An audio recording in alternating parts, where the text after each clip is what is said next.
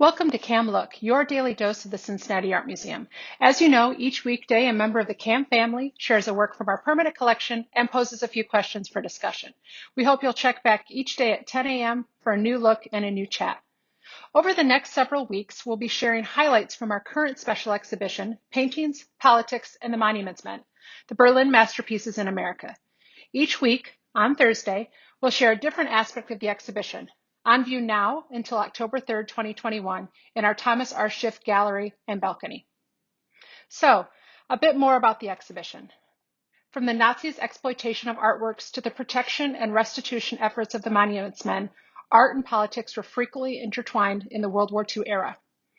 This exhibition focuses on the fate of 200 of the finest European paintings from the Berlin State Museums that traveled to the United States soon after the end of the war and were exhibited at 14 museums across the country before returning to Germany.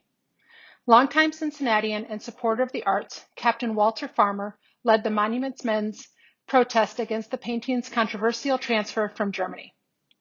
Featuring paintings that made the journey, alongside artworks and historical material from the Cincinnati Art Museum and other lenders, the exhibition delves into the complex role of artworks in a time of social upheaval and war and highlights the importance of tracing the movements and uses of cultural treasures.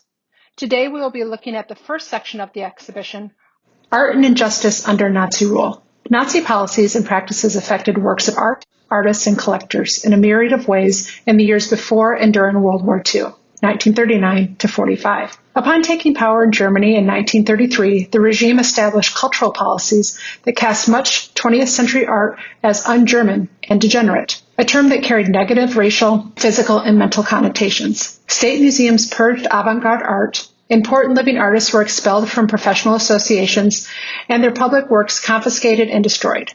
The Nazis also created shame exhibitions, the pinnacle of which was the famous 1937 exhibition Art et Kunst, or Degenerate Art, in Munich. Nazi practices also impacted historical artworks. In some cases, museums sought to acquire works by German old masters at the expense of other types of art. Policies of Aryanization led to the forced transfer of Jewish-owned property and businesses in Germany and in the countries annexed or occupied during the war.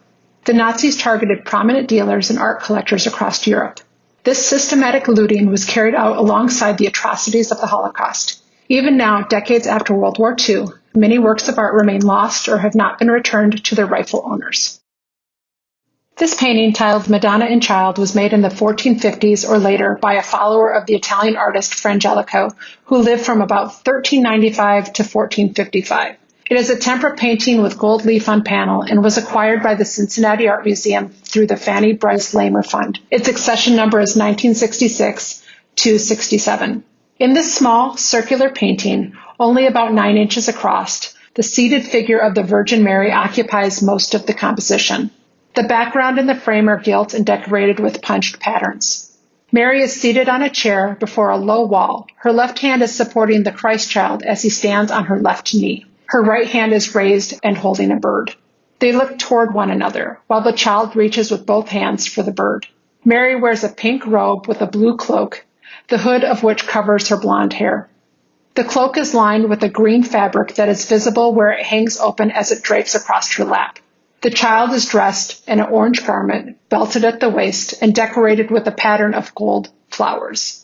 This small devotional painting is characteristic of images produced in Florence in the mid-1400s. The realistic depiction of depth and volume and the tender gestures of the holy figures reflect the influence of Frangelico. However, recent examination of the painting's materials and methods of making suggests that it may be all, or in large part, a 19th century work.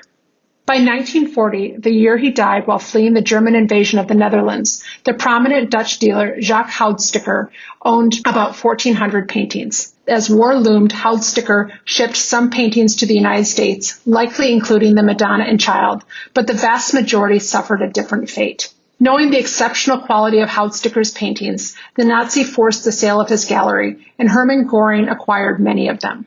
Although 200 of the stolen paintings were later returned to the Houdstikker's heirs, decades after the war and only after lengthy legal process, more than 1,000 remain untraced.